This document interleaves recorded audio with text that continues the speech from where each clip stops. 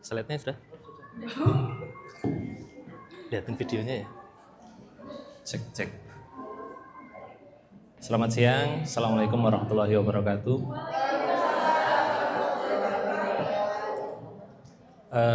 Tadi kalau masih bingung non, unknown gitu ya, nanti bareng-bareng kita ngaji ke Cak Nun gitu.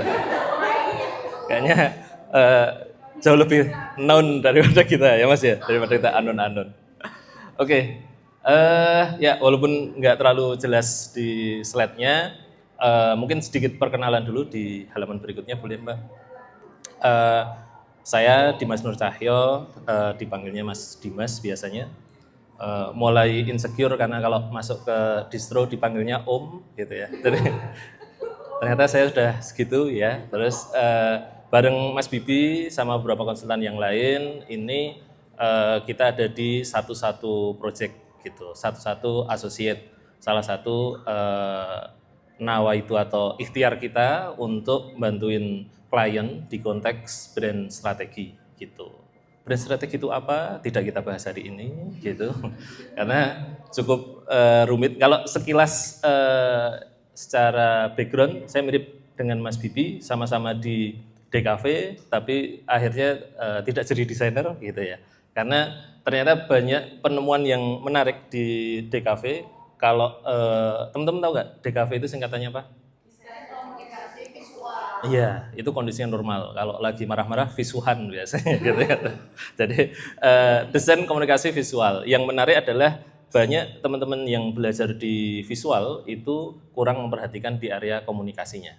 Akhirnya menjadi desainer yang miss komunikasi visual gitu. Nah, saya sama Mas Bibi ada ketertarikan di area komunikasi. Kenapa? Karena di komunikasi itu pada akhirnya adalah proses kita menyampaikan sebuah pesan agar nyampe enggak. Apakah harus selalu dalam bentuk iklan? Apakah dalam bentuk konten? Belum tentu kan. Teman-teman ketika ngajak temennya makan bareng, itu ada proses komunikasinya enggak? Ada. Mau ngajak kerja bareng, ada komunikasinya? Ada. Mau minta kenaikan gaji? Oh, ada syaratnya. Ya Mbak Ulfa ya? Bukan.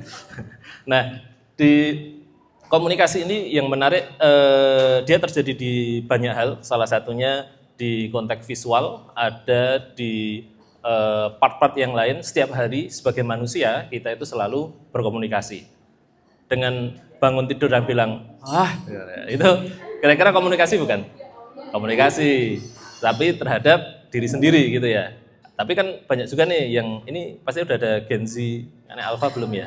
Gen Z-nya ada ya, yang saya masih belum relate adalah ketika makan sendiri kemudian live Instagram.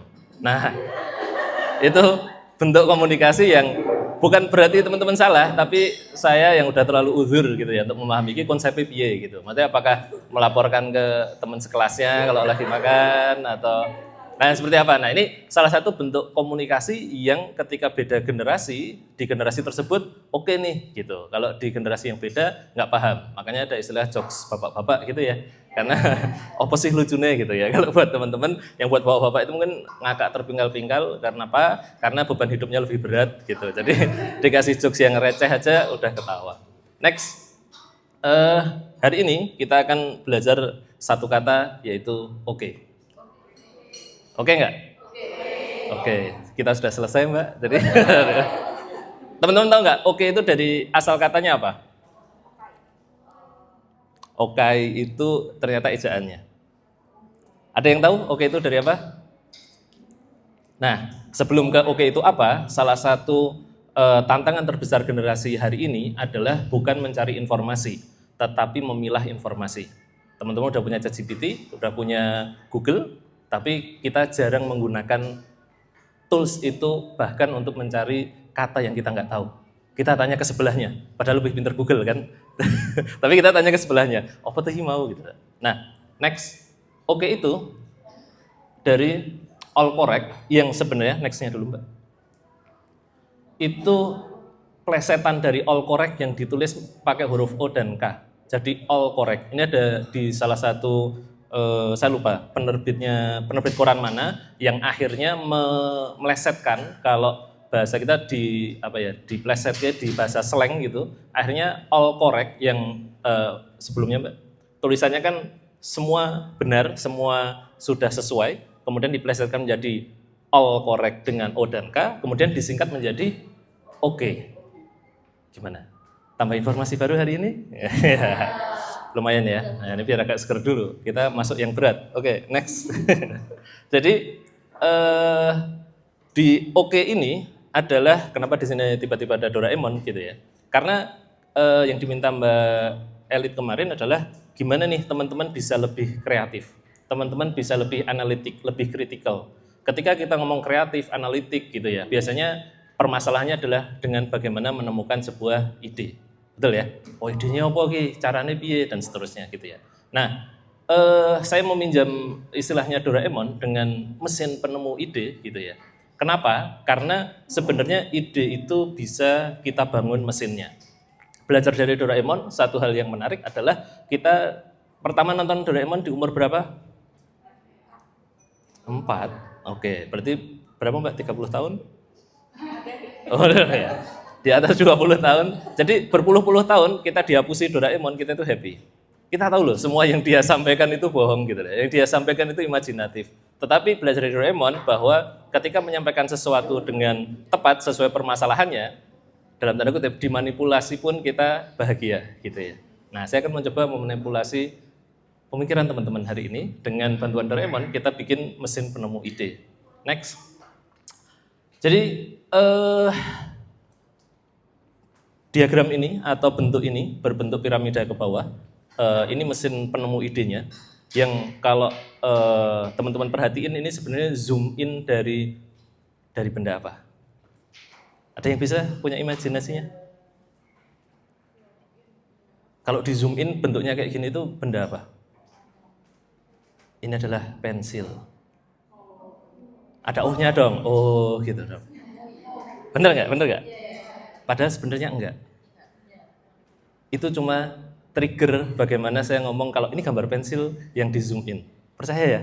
Percaya. Nah, ujungnya dari sebuah kreativitas sebenarnya sifatnya netral. Tapi kita bisa menggunakannya bahkan untuk memanipulasi persepsi. Oke? Nah, sebenarnya ini sebuah diagram yang next-nya kita singkirkan dulu Doraemonnya. Analoginya adalah proses membuat kue. Ini banyak mbak-mbak nih. Mas-mas juga boleh deh. Yang senang bikin kue, boleh angkat tangan. Hah? Makannya? Oke, enggak. Oh, berarti pekerja semua nih mbak, pekerja keras nih mbak. Ada yang hobinya, atau gini deh, tahu nggak proses membuat adonan kue, membuat kue sampai jadi seperti apa? Gimana? Ini kita pakai non-anon ya. Jadi beneran tahu nggak teman-teman? Atau kayaknya gitu deh gitu. Jadi kalau yang pertama, coba pakai mic mbak. Mbak Fitria, apa mbak? Dari bahan bakunya dulu. Betul. Ya, tepung, Betul. telur, Betul. gula, susu. Oke, setelah itu? Setelah itu diadon. Diadon, betul. Setelah itu? Di-resting. Di-resting. Setelah di-resting? Dipanggang. Dipanggang. Setelah dipanggang? Dihias. Setelah dihias? Dijual. Dijual. Setelah dijual? Dijual. Terus belanja bahan baku lagi, bikin lagi, gitu ya. Nah, prosesnya kurang lebih sama. Jadi yang pertama, topping bagian atas ini, next mbak, kita memilah bahan. Jadi kalau diperhatiin, bagian paling atas itu bagian yang paling lebar, betul? Karena dalam proses memilah bahan, itu istilahnya referensi. Sering ya, mau bikin konten referensinya apa ya? Mau beli baju referensinya apa ya? Gitu. Nah, referensi ini sifatnya luas, sifatnya lebar. Maka yang tadi saya sampaikan, generasi hari ini atau di fase ini, tantangan terbesarnya bukan mencari referensi, tapi memilah referensi. Pernah kan mau nyari sesuatu, mau belajar sesuatu, cari di TikTok, scroll, 3 jam kemudian masih scroll. Atau yang kedua, tapi sudah saya save mas. Iya, save. Habis itu scroll lagi, save lagi. Si savingnya tadi dibaca enggak? Enggak, saya juga gitu soalnya. Jadi akhirnya, wah ini berarti ada cara yang salah dalam memilah referensi. Kita masuk yang kedua. Yang kedua adalah mengolah caranya. Tadi ibaratnya bahan, apakah semua bahan digunakan? Kalau beli tepung 1 kilo, digunakan 1 kilo atau enggak, Mbak? Enggak. Berarti sesuai stepnya. Siapa yang tahu ukurannya? Kita. Karena kita belajar caranya. Di layer kedua ini namanya adalah preferensi. Apa bedanya referensi sama preferensi? Referensi itu pilihan. Jadi luas banget. Kalau mau ngomong makanan, ya semua makanan silahkan disebutkan, itu referensi. Makanan Jawa masih banyak. Makanan Jawa yang ada di Jogja masih banyak lagi, gitu ya. Nah, cara kita mengerucutkan dari yang banyak menjadi lebih sedikit, itu namanya preferensi. Oh, aku pengen makanan yang ada di Jogja, tradisional, yang rasanya pedas, ada di tengah kota.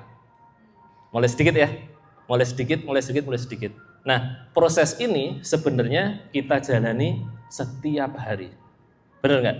Tapi di level yang tidak kita sadari. Gimana? Udah kayak Mbak Dinda belum, Mbak?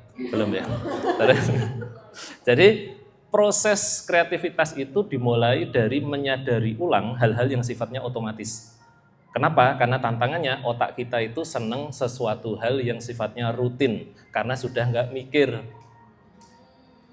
Tadi pagi bangun, terus ngapain, tiba-tiba sampai kantor ya?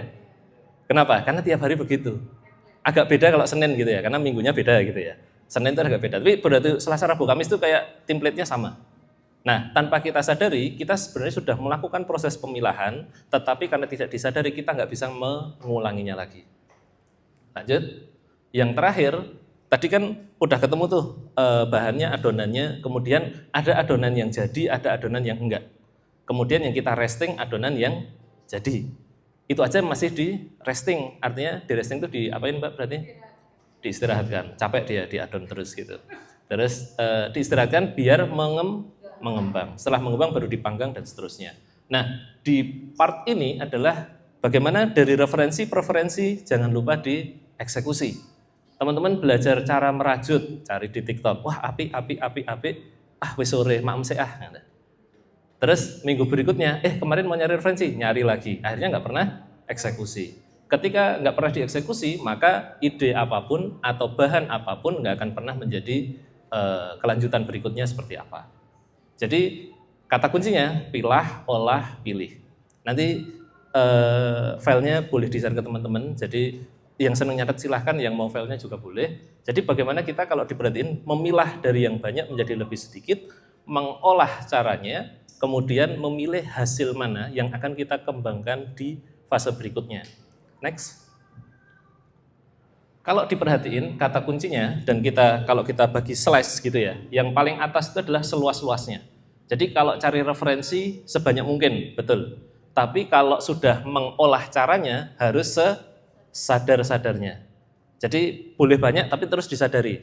Ini kepentingannya apa ya? Apakah aku cuma berrekreasi secara digital gitu ya, berwisata secara digital, nonton tayangan-tayangan, atau memang aku nyari sebuah referensi konten misalnya. Maka konten seperti apa itu akan mengerucutkan apa yang perlu kita pilih. Nah, ketika milih hasil itu harus yang sebaik-baiknya. Kenapa prosesnya harus mengerucut? Kenapa? Kira-kira kenapa?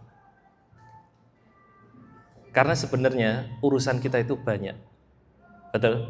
Dan kemampuan kita, perempuan lebih multitasking, itu pun ada batasannya.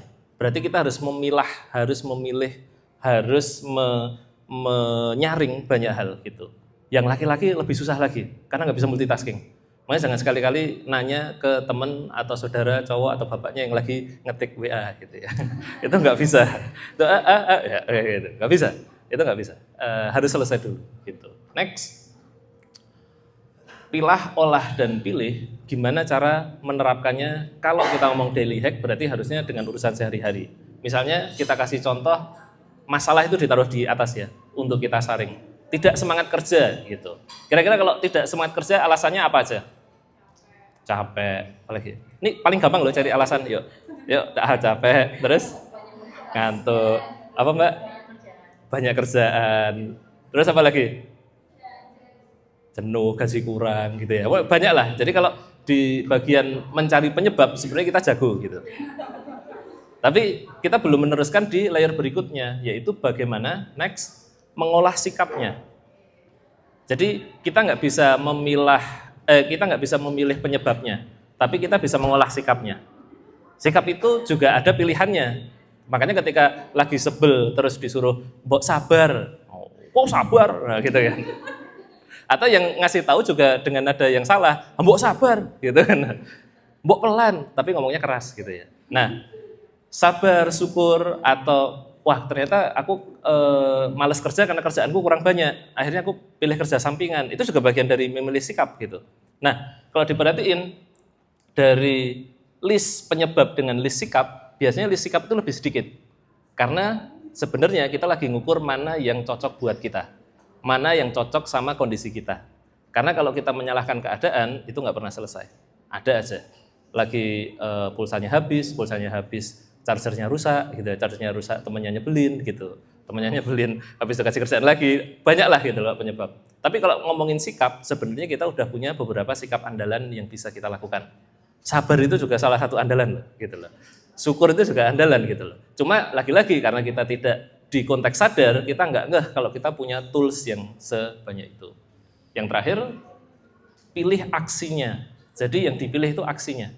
Aksinya misalnya gini, ya udah berdasarkan penyebab dan sikapnya, aku memilih untuk bersyukur saja karena ternyata bikin tenang dan melegakan. Dalam kondisi normal kita akan bilang iya gitu. Dalam kondisi abnormal itu kita ngomong teori mas gitu. Karena kenyataannya kita nggak bisa tiba-tiba suruh syukur gitu nggak bisa gitu. Kenapa? Karena manusia itu sifatnya nggak bisa langsung balik kanan, nggak bisa langsung patah gitu. Kita lebih senang lihat sesuatu itu yang sifatnya gradient, sifatnya gradasi, sifatnya pelan-pelan. Makanya nggak tiba-tiba maghrib itu langsung kayak ngidupin saklar ya, tiba-tiba tek gelap, enggak kan? Kita dikasih senja yang itu indah dan seterusnya. Mau bangun ada terbit dan seterusnya gitu. Nah sebenarnya sifat dasar manusia itu nggak bisa tiba-tiba langsung patah, dia bisa dibelokin tapi pelan-pelan. Nah bagaimana cara meneruskan aksi yang udah kita tentuin? Next. Pertama memperhatiin bahwa polanya itu selalu mengerucut. Oke? Jadi kalau kita sifatnya hanya menuliskan listnya aja, itu sama kayak kita bikin tugas harian.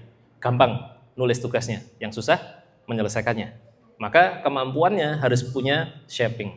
Gimana gerakannya Elita bertumbuh menyeluruh?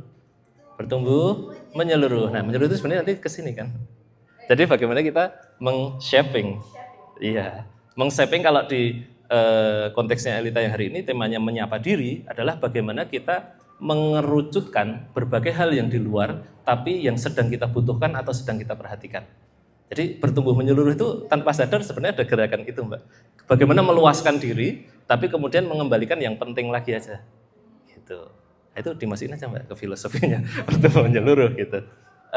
Nextnya dari konsep yang mengerucut itu, kemudian kita punya satu kesimpulan, syukur karena bikin tenang, tetapi kita masih belum yakin, benar nggak gitu? Itulah kenapa, nextnya lagi Mbak, kita harus mendetailkan ibaratnya lingkaran 1, lingkaran 2, lingkaran 3 adalah apa sih akibatnya bersyukur? Apa aja akibatnya bersyukur? Jadi bahagia, jadi tenang. Jadi kita, kalau tadi kan kita memperbanyak alasan penyebab, kita sekarang memperbanyak alasan hasil. Jadi misalnya gini, akibat bersyukur tuh lebih tenang, kerjaan jadi berkah, kerjaan jadi tuntas, atasannya happy, bonus menghampiri, gitu ya. Dan seterusnya. Jadi langkah kecil yang kita niatkan itu nggak bisa tumbuh sendiri. Kita harus nambah alasan berikutnya. Oh ternyata kalau kemarin aku coba dengan sabar ternyata lebih enak ya buat aku. Kalau kemarin aku coba dengan marah ternyata banyak jeleknya.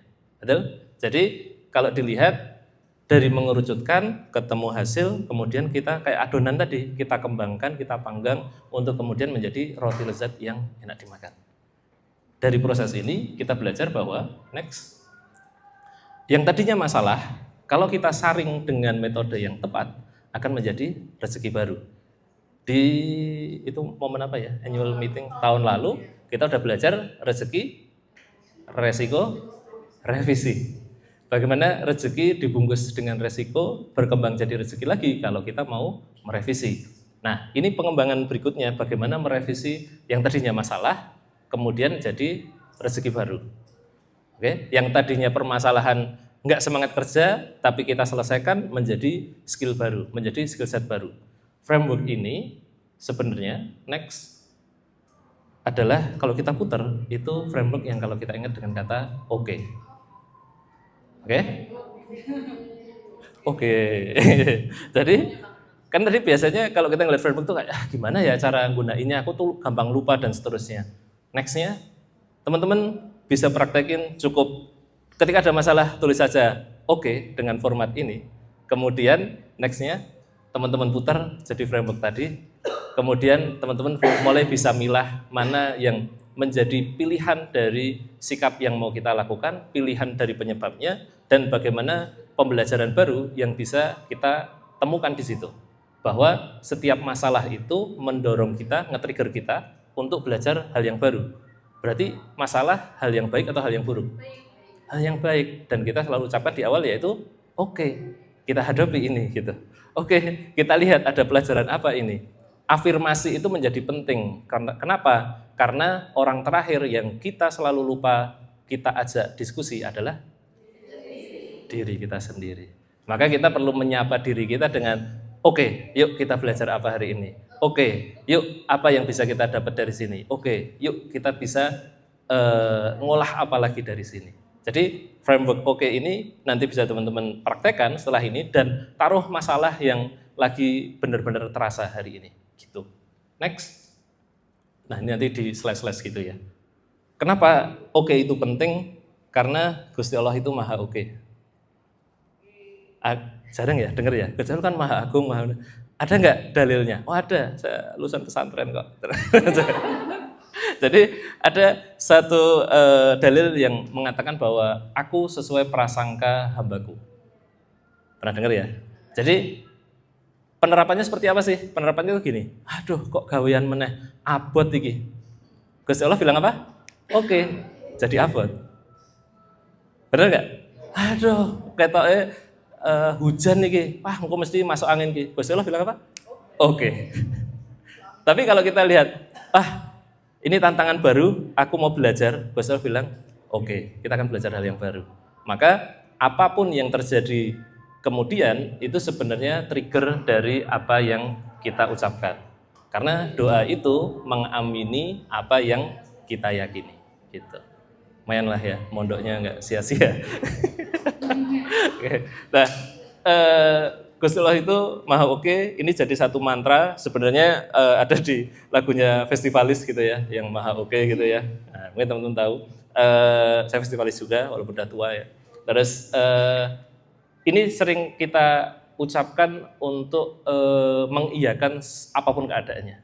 Karena kalau kondisinya baik, itu nggak perlu diokein, kita oke. Tapi kondisi yang nggak baik-baik saja, ternyata mantra ini cukup untuk menetralkan kita ke kondisi yang lebih stabil lagi gitu. Jadi oke, kita mau ngapain gitu ya. Mas Bibi itu sering banget ketika diminta oke, jadi gini gitu. Jadi sikapnya memang positif sekali gitu. Nah, saking positifnya kadang dia ambisius ya. Optimis. Next. Nah, kenapa menjadikan oke itu penting? Kita bayangkan Doraemon tanpa Nobita yang nangisan gitu. Nobita itu penuh masalah nggak? Penuh masalah. Itu yang menyebabkan film Doraemon nggak pernah bosan kita tonton. Bayangin di episode pertama Nobita itu ternyata Dekisugi gitu ya. Yang dia ternyata pinter, mandiri, nggak butuh Doraemon. Nah itu episode pertama selesai Doraemon. Karena dia nggak punya tugas gitu. Maka Nobita yang penuh masalah itu adalah rezekinya Doraemon. Teman-teman yang sedang berhadapan dengan pekerjaan, dengan karir, dengan percintaan misalnya. Nah itu masalah-masalah itu sebenarnya sumber rezeki selama kita mau menyaringnya, mau mengolahnya. Oke, next. Yang terakhir, agar tidak gampang KO, mari kita lihat bahwa semuanya itu oke. Matur nuwun, begitu. Saya kembaliin. Saya mau ditanyain dulu atau? Terima kasih. Elegan sekali.